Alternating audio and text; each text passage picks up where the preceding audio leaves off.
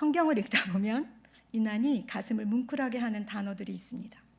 그 중에 오직이라는 단어는 내가 말하거나 들을 때 왠지 모르게 결의에 찬 마음가짐과 함께 눈물이 차오를 때가 있습니다.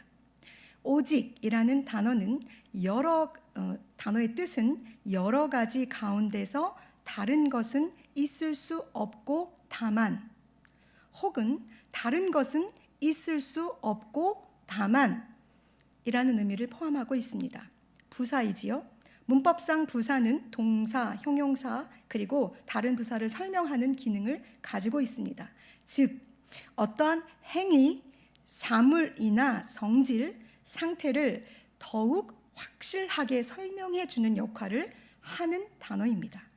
그래서 오직이라는 단어 뒤에 나오는 것이 무엇인가를 우리로 하여금 주목하게 하고 그 주목한 단어에 대해서 우리에게 집중시키는 능력을 가지고 있는 단어라는 생각이 듭니다. 제가 이 단어를 들을 때 혹은 읽을 때 마음의 울컥함을 느끼는 것은 신약 성경에서 또는 구약 성경에서 이 단어는 많은 부분 예수 그리스도 앞에 쓰여서 그분에게 집중하게 하는 역할을 한다는 사실을 깨달았기 때문입니다. 물론 예수 그리스도께서는 홀로 영화로우시고 아름다우시고 혼자 계셔도 분명히 빛나시는 분이십니다. 그러나 이 오직이라는 단어를 통해 더욱 그분에 대한 믿음의 고백이 확고해지는 것을 느끼게 합니다. 실제로 오직이라는 단어는 한글 성경으로 번역할 때 혹은 한글 성경에 오직이라는 단어가 추가될 때 더 확실한 의미를 주는 것 같습니다. 그러면서 제가 이런 생각을 해보았어요. 우리도 이런 삶을 살아야 하는 것은 아닐까? 오직 내 삶에 여러 가지 가운데 다른 것은 있을 수 없고 다만 예수 그리스도만이. 그래서 혹은 오직이라는 단어가 한없이 그리스도를 자랑스럽게 강조하는 것처럼 나도 한없이 그리스도를 강조하는 삶을 살아야 하는 것은 아닐까 하는 생각을 해보았습니다. 그래서 종교 개혁을 했던 마틴 루터도 이 오직이라는 단어를 함께 사용해서 결의에 찬 신앙 고백을 했는지도 모르겠습니다. 오직 성경, 오직 그리스도, 오직 믿음, 오직 은혜, 오직 하나님께 영광. 만일 오직이라는 이 단어가 자기의 주체성을 잃어버리고 꾸미거나 강조해야 되는 본연의 위치를 잃어버리고 뒤에 오는 단어보다 더 강조된다면, 그리고 오직 뒤에 예수 그리스도가 아니라 나 자신 혹은 내 재물 혹은 나의 자랑거리 혹은 내가 이룬 업적, 나의 가치, 기준, 내가 정한 틀을 더 강조하고 싶은 마음이 우리 안에 들어올 때 우리는 오늘 사도 바울이 고백한 이 고백으로 반드시 돌아와야만 합니다. 오직 내 안에 그리스도가 사시는 것이라. 저는 계속해서 여러분과 그리스도인으로서의 삶에 대한 이야기를 나누고 있습니다. 우리는 하나님의 크고 놀라우신 은혜로 말미암아 주는 그리스도시요 살아계신 하나님의 아들이십니다 라는 믿음의 고백을 하게 되었습니다. 그리고 이 터무니없는 혹은 이해할 수 없는 하나님의 일방적인 사랑으로 말미암아 그분의 자녀가 되는 권세를 누리고 사는 자들입니다. 하나님의 자녀로 그리스도인으로 우리는 한 사람 한 사람 교회로 부름을 받았으며 나아가 이 교회로 세상 가운데에서 나를 살리신 예수 그리스도 이 복음을 전하여야 한다는 것도 함께 이야기를 나누었습니다. 복음은 수많은 믿음의 선진들을 바랄 수 없는 것 중에 바라게 했고 절망 중에 소망을 품게 하였으며 죽음에서 새로운 생명을 꿈꾸게 하기도 했습니다. 우리는 모두 복음 때문에 견뎌냈고 복음으로 죽기를 각오했으며 고난을 당하지만 복음으로 인하여 다시 일어설 수 있었습니다. 우리는 모두 복음을 지켜내는 삶을 살아낸 하나님의 자녀들입니다. 그 자녀로 여기까지, 이 자리까지 온 것입니다. 그럼에도 저와 여러분이 여기까지 온 그 길은 쉽지 않았습니다. 매 순간 무너짐과 고통의 시간이었지만 나를 어둠에서 불러내어 기이한 빛에 들어가게 하신 하나님의 아름다운 덕을 선포하는 자로 살기를 다짐하고 결단하면서 여러분은 여기까지 오신 것입니다.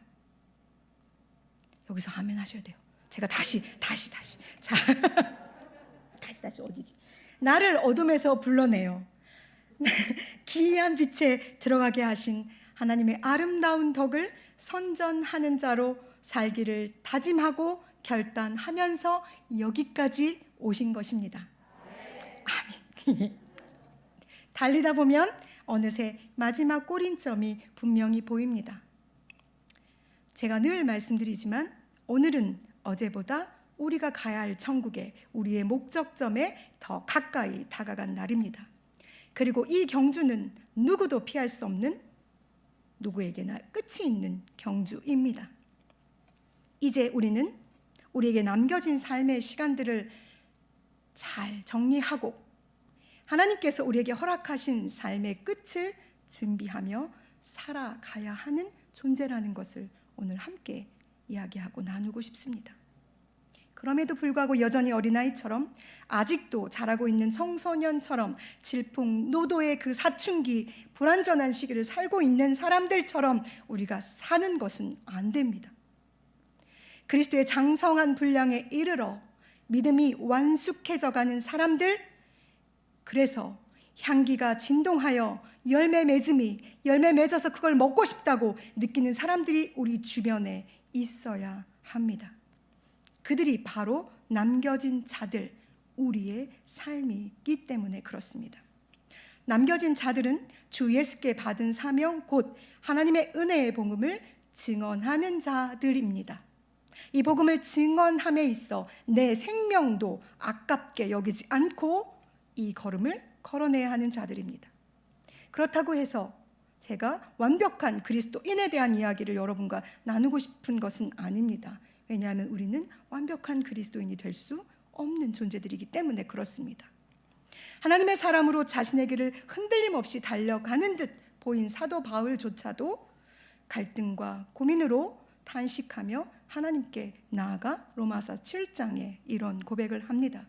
오라, 나는 곤고한 사람이로다. 이 사망의 몸에서 누가 나를 건져내랴. 왜냐하면 나는 선을 행하고 싶으나 선을 행할 능력이 없고 오직 내 안에 선과 악이 함께 있으므로 나는 너무 공고하다라고 고백합니다. 그러면서 내가 이제 끝을 향해 달려가고 있으며 이제 나는 곧 하나님께서 부르신 그곳에 내가 거할 것이라고 말한 그의 입술을 통해 고백하는 것은, 내가 한 가지 깨달은 것이 있는데 이 곤고하고 공고한 육신에서, 이 사망에 눌려 살고 있는 이 육에서 나를 건져낼 이는 오직 한 분, 예수 그리스도밖에 없다라고 고백하고 있습니다. 그렇기에 선줄로 생각한 자가 넘어질까 조심해야 하는 이유가 여기에 있습니다. 여기까지 온 것이 주의 은혜이듯 여기서부터 저기까지 가는 것도 주의 은혜이기 때문에 그렇습니다. 그래서 우리는 여기 있으나 저기 있으나 거기 있으나 오직 하나님, 나를 구원하시는 전능하신 그 하나님을 기억해야 하는 존재들이라는 사실을 잊지 마십시오. 죄는 기회를 타서 계명으로 말미암아 내 속에 온갖 탐심을 이룹니다. 나아가 나를 속이고 그것으로 나를 죽이기도 합니다. 그러면 우리는 이 나를 틈타 들어오는 죄로부터 나를 어떻게 보호할 수 있을까요? 이 사망의 이 공고함으로부터 나를 지켜내는 이가 예수 그리스도밖에 없다고 고백한 사도 바울은 어떻게 했을까요? 오늘 본문을 통해 저희가 그것을 배워보려고 합니다. 먼저 그는 내가 그리스도와 함께 십자가에 못 박혔다라고 선언합니다. 나는 이미 그리스도와 함께 십자가에 못 박혔다. 선언입니다. 못 박혔을걸? 박힐걸? 박혔을지도 몰라가 아니라 나는 그리스도와 함께 십자가에 못 박혔다라고 선언합니다. 갈라디아서 전체를 통해 우리는 거칠지만 강한 오직 예수, 오직 복음으로 자신을 단단하게 묶어가고 있는 사도 바울의 결연한 의지를 봅니다. 다른 복음은 없다. 오직 예수 그리스도 하나님의 아들을 믿는 믿음만으로 우리는 의롭게 될 뿐이며 예수 그리스도가 십자가에 달려 죽으심으로 우리는 자유함을 얻었고 사망에서 생명으로 옮겨진 것이다. 그것은 입으로 고백되어지고 아는 것으로 끝나는 것이 아닙니다. 왜냐하면 죄가 틈을 타 우리에게 들어와 우리 안에 우리로 그 죄의 종노릇하게 하는 사탄의 세력 앞에 우리 안에 여전히 남아있는 탐심과 교만과 거짓 것들이 머리를 들어 하나님을 기억하지 못하게 하는 죄를 범하게 하기 때문에 그렇습니다. 예수를 못 박은 그 못으로 내 육신의 정욕을 못 박아야 합니다. 예수 그리스도를 못 박은 그 못은 내 욕심과 탐심과 교만을 못 박아야 합니다. 그리스도와 함께 십자가에 못 박혀 죽었다라는 의미는 완전한 죽음을 말합니다. 왜냐하면 그리스도께서 십자가에 죽으신 것은 완전한 죽으심이기 때문에 그렇습니다. 그러니 사도 바울의 선언이 나의 선언이 된다면 나도 그리스도와 함께 십자가에 완전하게 못 박혀야 한다는 것입니다. 사도 바울은 그래서 나는 매일 죽는다라고 고백하고 있습니다. 내 의지, 내 자랑, 내 소망, 내 욕심, 내가 하고 싶은 것, 바로 그것, 그 모든 것을 그리스도와 함께 십자가에 못 박고 죽어야 합니다. 자녀를 키우면서 또는 사역을 하면서 느끼는 일들이 있습니다. 내가 할 수 없는 일과 부딪히게 되면 아시듯이 제 아들이 좀 만만치 않거든요. 그 아이와 이야기를 하다 보면 제가 정말 영적으로 강하게 무장하지 않으면 안 될 때가 있습니다. 그때 저는 한없이 무너지는 무기력과 싸웁니다. 죄가 그 틈을 타 제게 들어옵니다. 완전히 미친년처럼 저를 흔들어 놓습니다. 정말 미친 사람인데 정말 그래요. 그때 나보다 더 크신 하나님의 손에 이끌려 십자가 앞에 가서 예수님과 함께 십자가에 서서 죽은 나를 바라봅니다. 죽었다라고 고백하고 말하지만 여전히 살아서 팔딱거리고 있는 흉물스러운 나와 마주하게 되면 부끄럽고 또 부끄러워서 고개를 들 수가 없습니다. 어제 죽은 것으로 끝나는 것이 아닙니다. 오늘 새롭게 시작한 오늘도 우리는 죽어야 합니다. 그래서 사도 바울의 이 고백이 나는 매일 죽는다라는 이 고백이 여러분과 저의 고백이 되기를 진심으로 원합니다. 죽어야 사는 여자라는 영화 제목이 있듯이 우리는 죽어야 사는 존재들이기 때문에 그렇습니다. 내가 죽고 비어있는 이곳에 누가 사십니까? 외우셨잖아요. 오직 내 안에 그리스도께서 사십니다. 이것도 선언입니다. 나는 이미 예수 그리스도와 함께 십자가에 못 박혔어. 그리고 이제 오직 내 안에 그리스도께서 사셔라고 선언하십시오. 그 선언에 우리가 일어설 수 있습니다. 믿어지지 않아도 선언하십시오. 내가 그런 존재의 가치가 있을까라는 의심이 들어와도 선언하십시오. 왜냐하면 그분의 능력이 나를 덮고 있기 때문에 나는 아무것도 아닙니다. 시인과 촌장이 불렀던 내 속에 내가 너무도 많아라는 유행가 가사가 있습니다. 아시나요? 아시면 저와 연배가 같으신 분들입니다. 내 속에 내가 너무도 많아 당신의 쉴 곳 없네. 내 속엔 헛된 바램들로 당신의 편할 곳 없네. 내 속엔 내가 어쩔 수 없는 어둠 당신의 쉴 자리를 뺏고 내 속엔 내가 이길 수 없는 슬픔 무성한 가시나무 숲 같네. 바람만 불며 그 메마른 가지 서로 부대끼며 울어대고 쉴 곳을 찾아 지쳐 날아온 어린 새들도 가시에 찔려 날아가고 바람만 불면 외롭고 또 괴로워 슬픈 노래를 부르던 날이 많았는데 내 속엔 내가 너무도 많아서 당신의 쉴 곳 없네. 십자가에 예수 그리스도와 함께 십자가에 못 박혀 죽어 빈 그 공간에 예수 그리스도께서 오직 사신다고 고백해 놓고 우리 안에는 여전히 그 공간 안에 나를 채우고 있습니다. 내가 죽고 그 자리가 비고 그 자리에 예수 그리스도께서 주인 되어 앉으셔야만 그의 영이신 성령께서 완전히 나를 사로잡아 하나님의 사람으로 만들어 가십니다. 두 마음을 품고 살 수 없고 두 주인을 섬겨 살 수 없는 것이 우리의 운명입니다. 거룩하신 하나님이 내 안에서 수 없는 나라는 가시 같은 존재로 인하여서 지치시고 아프시며 외롭게 해드리면 안 되지 않을까요? 언젠가 제가 주님 앞에 권고한 일들을 놓고 기도할 때 하나님 너무 아프고 힘들어서 나를 왜 이렇게 빚어내시는지에 대해서 한탄하며 고백한 적이 있습니다. 그때 주님께서 제게 피 묻은 두 손을 보여주시면서 이렇게 말씀하셨습니다.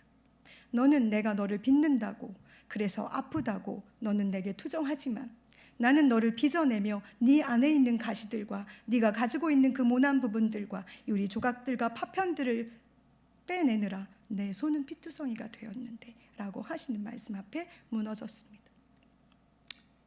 매일매일 우리를 죽여 우리 안에 있는 또 다른 나를 빼내시는 하나님의 은혜가 아니면 우리가 어떻게 영원한 영생을 꿈꾸며 살아낼 수 있겠습니까? 예수님은 누구십니까? 그분은 나를 사랑하시는 분이십니다. 나를 위하여 자기 자신을 버리신 분이십니다. 그리고 그분은 하나님의 아들이십니다. 우리의 믿음의 주가 되시고 우리가 바라보아야 할 유일한 대상이십니다. 우리 안에 오직 예수 그리스도만이 사시도록 내 안에 자리에 그분을 모시고 그분이 오셔서 온전히 나의 주인이 되시도록 매일 죽으며 내 안에 오직 그리스도께서 사신다고 선언하며 우리 살아갑시다. 오직 내 안에 그리스도께서 사시는 것은 무엇을 의미합니까? 나를 사랑하시는 예수 그리스도, 나를 위해 자기 자신을 버리신 하나님의 아들, 그분을 믿는 믿음 안에 사는 것, 그것이 바로 이 육체에 예수 그리스도를 믿는 믿음을 담고 사는 삶, 남겨진 자들이 살아내야 하는 삶, 바로 그것이 믿음으로 충만하게 사는 삶을 말하는 것입니다. 디모데 전서 6장에 사도 바울은 디모데를 이렇게 부릅니다. 오직 너 하나님의 사람아, 이것들을 피하고 의와 경건과 믿음과 사랑과 인내와 온유를 따르며 12절 믿음의 선한 싸움을 싸우라 영생을 취하라. 14절 우리 주 예수 그리스도께서 나타나실 때까지 흠도 없고 책망받을 것도 없이 이 명령을 지키라. 의와 경건과 믿음과 사랑과 인내와 온유는 그리스도께서 가지고 계시는 성품입니다. 이 성품 성령의 열매이기도 합니다. 내 안에 사는 이가 그리스도시라면 그리스도 열매를 맺고 살아내야 합니다. 그 성품으로만 우리는 믿음의 선한 싸움을 싸울 수 있고 끝까지 견뎌낼 수 있으며 그 후에 우리에게 주어지는 구원과 영생을 누릴 수 있습니다. 이 성품으로 살아내야 예수님께서 재림하실 때까지 흠도 없고 책망받을 것도 없이 이 명령을 우리에게 주어진 사명을 지켜낼 수 있는 것입니다. 육신의 장막을 벗고 저 천국에 제가 사실은 120까지 살겠다고 맨날 얘기했거든요. 근데 이제 100살까지만 살고 싶어요. 아마 내년에는 80까지만 살고 싶을 것 같아요.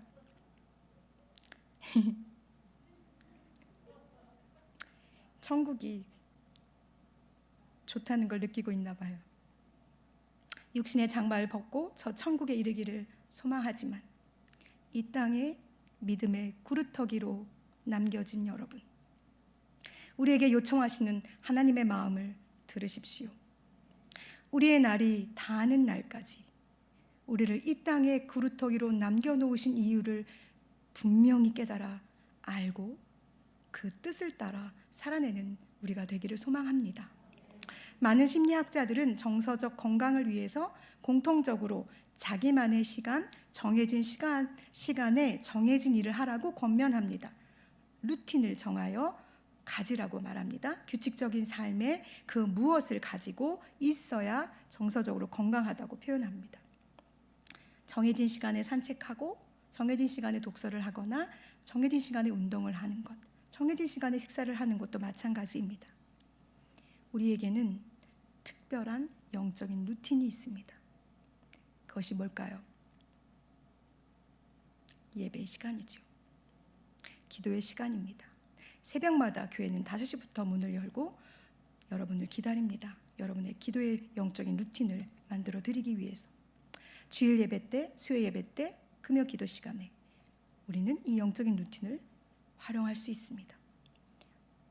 정해진 시간, 정해진 장소에 기도하고 예배할 수 있다는 것은 굉장히 중요한 우리의 복입니다. 왜냐하면 이 시간, 이 공간에 우리는 매일 고백할 수 있습니다. 내가 그리스도와 함께 십자가에 못 박혔다. 그런즉 이제는 내가 사는 것이 아니다. 오직 내 안에 그리스도께서 사신다. 그렇지만 내가 육체 가운데 사는 것은 나를 사랑하셔서 나를 위하여 자기 자신을 버리신 하나님의 아들을 믿는 믿음 안에서 그냥 나는 사는 거야 라고 여러분의 영적인 루틴 시간인 예배 시간과 기도 시간에 이 선언을 하시길 바랍니다. 그리고 세상을 향하여 강하고 담대하게 소리치십시오. 사망아, 너의 승리가 어디 있느냐? 사망아, 내가 쏘는 것이 어디 있느냐? 우리 주 예수 그리스도로 말미암아 우리에게 승리를 주시는 하나님께 내가 감사한다.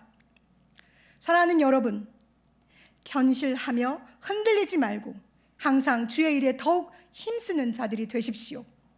여러분과 저의 수고가 주 안에서 결단코 헛되지 않습니다. 기도하시겠습니다. 거룩하신 아버지, 우리는 예수 그리스도와 함께 십자가에 못 박혀 죽은 존재들입니다. 매일 주 안에서 죽습니다.